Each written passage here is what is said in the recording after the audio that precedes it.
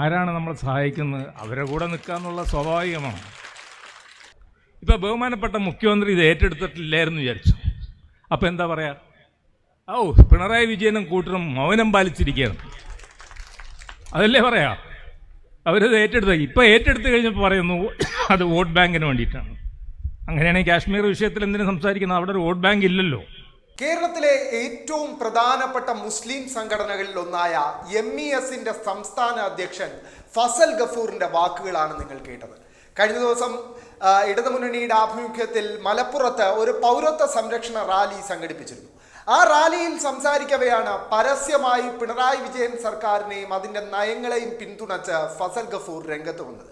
പിണറായി വിജയൻ സർക്കാരിനെ പൗരത്വ ഭേദഗതി വിഷയം രാഷ്ട്രീയവൽക്കരിക്കുന്നു എന്ന് പറഞ്ഞ് വിമർശിക്കുന്ന പ്രതിപക്ഷത്തിനും കൃത്യമായൊരു മറുപടി ഫസൽ ഗഫൂർ ഈ പ്രസംഗത്തിൽ നൽകുന്നുണ്ട്.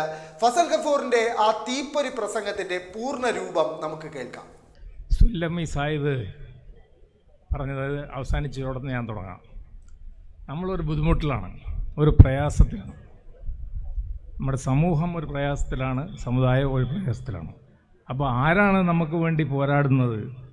ആരാണ് നമ്മളെ സഹായിക്കുന്നത്? അവരെ കൂടെ നിൽക്കുക എന്നുള്ള സ്വാഭാവികമാണ്.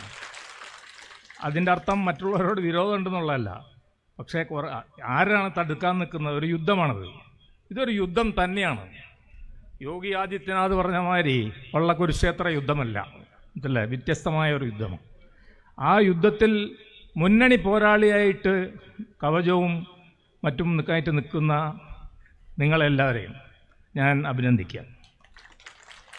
അതോടൊപ്പം തന്നെ ഇതൊരു ഹിന്ദു മുസ്ലിം വിഷയമല്ല, ഇതൊരു ജനങ്ങളുടെ എല്ലാവരുടെയും വിഷയമാണ്. ഞാൻ 2 വാക്കിൽ അത് പറഞ്ഞുതരാം എങ്ങനെയാണ്. ഇപ്പം തന്നെ നേരത്തെ ഫൈസാഹിബ് പറഞ്ഞല്ലോ ആസാമിലെ കാര്യം. 1 കോടി ജനങ്ങൾ ബംഗ്ലാദേശിൽ നിന്ന് വന്നു 1973. അതിൽ ഭൂരിപക്ഷം പേരും ഹിന്ദുക്കളായിരുന്നു. അതൊരു വസ്തുതയാണ്. അതിൻ്റെ സ്റ്റാറ്റിസ്റ്റിക്സ് നമ്മുടെ കയ്യിലുണ്ട്. അവർ തീർച്ചയായിട്ടും അവരുടെ ജന്മനാടിൽ നിൽക്കാനല്ലേ ഇഷ്ടപ്പെടുക? അവരിവിടെ താമസിക്കുന്നു. അങ്ങനെ അവരിൽ ഒരുപാട് പേര് ബംഗാളിലും ഒരുപാട് പേര് ആസാമിലും കുടിയേറി പാർത്തപ്പോഴാണ് ഈ പ്രശ്നം ഉണ്ടായത്. അല്ലാതെ മുസ്ലിമുകളുടെ ഒരു പ്രശ്നമായിട്ട് വന്നതല്ല അത്.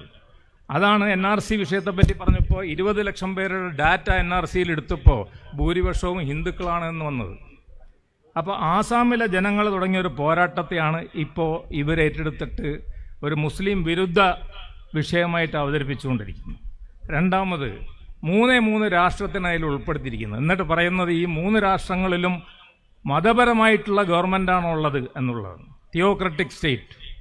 ആദ്യം അത് തിരുത്തണം. ബംഗ്ലാദേശ് എന്ന് പറഞ്ഞിട്ടുള്ള രാജ്യം ഒരു സെക്കുലർ സ്റ്റേറ്റാണ്. ഏകദേശം 1-2 മാസങ്ങൾക്ക് മുമ്പ് ഒരു ഇസ്ലാമിക് സ്റ്റേറ്റായിട്ട് പ്രഖ്യാപിക്കണമെന്ന് പറഞ്ഞ് ബംഗ്ലാദേശ് ഹൈക്കോടതിയിൽ സമീപിച്ചപ്പോൾ, ഒരു സുഹൃത്ത് സമീപിച്ചപ്പോൾ കോടതി വളരെ വ്യക്തമായി പറഞ്ഞു ഇത് ഒരു സെക്കുലർ സ്റ്റേറ്റാണ്. അപ്പോൾ ആദ്യത്തെ ഇത് പോയി. രണ്ടാമത്തെ പറഞ്ഞ മതപീഡനം അനുഭവിക്കുന്നത് അഫ്ഗാനിസ്ഥാനും ഇന്ത്യയുമായിട്ട് യാതൊരു അതിർത്തിയില്ല. പിന്നെ എങ്ങനെ ആ നുണപ്രചരണം വന്നെന്ന് പറഞ്ഞുതരാം. പാകിസ്ഥാൻ്റെ അധീനതയിലുള്ളത് നമ്മൾ ആവശ്യപ്പെടുന്ന കാശ്മീർ, അതിൻ്റെ അതിർത്തിയാണ് അവിടെ കിടക്കുന്നത്. ഇവിടെ ഒരു അതിർത്തിയില്ല. അതേമാതിരി അവിടെ നിന്ന് ആരും നമ്മുടെ വിഭജന കാലഘട്ടത്തിൽ അവിടെ നിന്ന് ആരും ഇങ്ങോട്ട് വന്നിട്ടില്ല. വന്നിട്ടുള്ളത് പഞ്ചാബിൽ നിന്നും ബംഗാളിൽ നിന്നും മാത്രമാണ്. രണ്ടാമത്തെ കാര്യം. പിന്നെ ആരെങ്കിലും പീഡനം അനുഭവിക്കുന്നുണ്ടെങ്കിൽ, നിങ്ങൾ ആർക്കെങ്കിലും പൗരത്വം കൊടുക്കാൻ ആഗ്രഹിക്കുന്നുണ്ടെങ്കിൽ അത് അഫ്ഗാനിസ്ഥാനിലെ സ്ത്രീകൾക്കാണ്. ആ സ്ത്രീകൾ മുസ്ലിമുകളാണെന്ന് അവരവിടെ നിന്ന് പാലായനം ചെയ്യേണ്ട സ്ഥിതിവിശേഷം വന്നിരിക്കുകയാണ് താലിബാൻ്റെ ഭരണകാലഘട്ടത്തിൽ. അപ്പോൾ രാഷ്ട്രീയമായിട്ട് പാലായനം ചെയ്യേണ്ട കാര്യങ്ങളുണ്ടാവും. ആ രാഷ്ട്രീയമായിട്ട് പാലായനം ചെയ്യുന്ന ഷെയ്ഖ് മുജീബുർ റഹ്മാൻ ബംഗ്ലാദേശിൽ നിന്ന് ഇവിടെ വന്നില്ലേ, പാലായനം ചെയ്തില്ലേ? അന്ന് പരാജയപ്പെട്ടെങ്കിലോ ബംഗ്ലാദേശിൽ അദ്ദേഹം ഇവിടെ തങ്ങൾ നിൽക്കേണ്ടി വരും. ഖാൻ അബ്ദുൽ ഗാഫർ ഖാൻ പാകിസ്ഥാനിൽ അദ്ദേഹം നേരിട്ട പീഡനം അറിയാലോ. കാരണം അദ്ദേഹം ഇന്ത്യയുടെ സ്വാതന്ത്ര്യ സമര കാലഘട്ടത്തിൽ സംയുക്ത ഇന്ത്യക്ക് വേണ്ടി പോരാടിയ വ്യക്തിയാണ്. 2. 3. അപ്പോൾ അഫ്ഗാനിസ്ഥാൻ്റെ കാര്യം പറഞ്ഞു, ബംഗ്ലാദേശിൻ്റെ കാര്യം പറഞ്ഞു, പഞ്ചാബിൻ്റെ കാര്യം.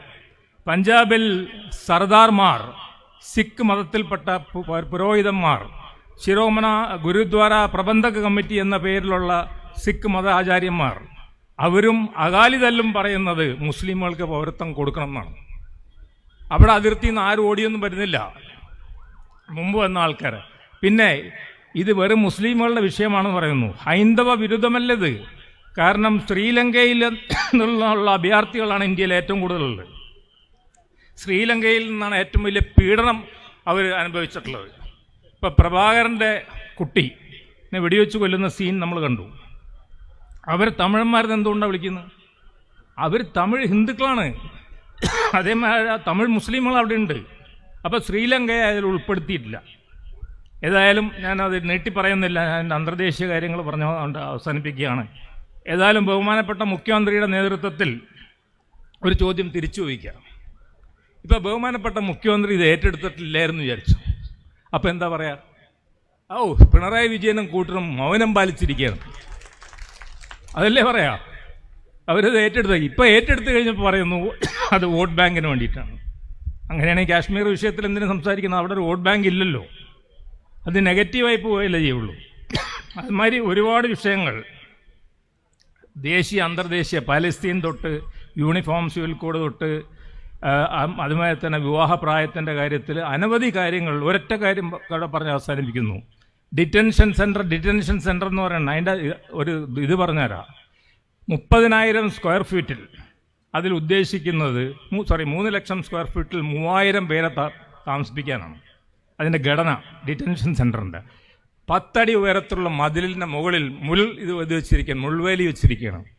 അത് ഇലക്ട്രിഫൈ ചെയ്യാൻ പറ്റിയ വിധത്തിലാണ് അത് വെച്ചിട്ടുള്ളത്.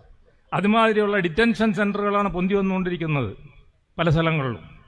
അപ്പോൾ ആ ഡിറ്റൻഷൻ സെൻറ്ററുകളൊക്കെ പൊന്തി വരട്ടെ, ഒരുപാട് പേര് ജയിലിലാവട്ടെ, എന്നിട്ട് നമുക്ക് ഈ സമരം ആരംഭിക്കാമെന്ന് പറഞ്ഞാൽ എന്താ അർത്ഥമുള്ളത്? സമരം ആരംഭിക്കേണ്ട സമയത്ത് തന്നെയാണ് ആരംഭിച്ചിട്ടുള്ളത്. അതിൽ രാഷ്ട്രീയമുണ്ടോ ഇല്ലയെന്ന് വെച്ചാൽ പിന്നെ ഭാരതീയ ജനതാ പാർട്ടിയുടെ രാഷ്ട്രീയം കൊണ്ടുവന്നത്. അവർ കൊണ്ടുവന്നപ്പോൾ അതിനനുസരിച്ചിട്ടുള്ള മറുപടി കൊടുക്കാൻ തൻ്റെ ഇടമുള്ളവർ മറുപടി കൊടുക്കുന്നു.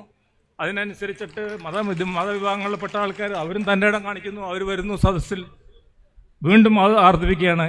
അവസാനമായിട്ട് ഇത് ഇസ്ലാമിനെ മാത്രം ബാധിക്കുന്ന ഒരു കാര്യമല്ല, ഇത് മുസ്ലിങ്ങളെ മാത്രം ബാധിക്കുന്നതല്ല. ഞാൻ നേരത്തെ പറഞ്ഞ കണക്കൊന്നുമല്ലോ. നമ്മൾ പണ്ട് ബൗദ്ധമതത്തിൽപ്പെട്ട ടിബറ്റ് ലാമ അടക്കമുള്ള ആൾക്കാർക്ക് ഇവിടെ അഭയം നൽകിയിട്ടില്ലേ? ഇവിടെ ധർമ്മശാലയിൽ മൈസൂറിൽ അവർ താമസിക്കുന്നില്ലേ? അവർക്ക് പൗരത്വം നൽകിയിട്ടില്ലേ? അപ്പോൾ പൗരത്വം എന്ന് പറഞ്ഞത് മതത്തിൻ്റെ പേരിൽ എന്നുള്ളത് ഒരു എന്താ പറയുക, ദേശീയ അന്തർദേശീയ നിയമങ്ങൾക്കെതിരായിട്ടുള്ളതാണ് എന്ന് മാത്രം പറഞ്ഞുകൊണ്ട് ഒരിക്കൽ കൂടി ഇതിൻ്റെ സംഘാടകർക്ക് എല്ലാ അഭിവാദ്യങ്ങളും അർപ്പിക്കുന്നു. ജയ് ഹിന്ദ്.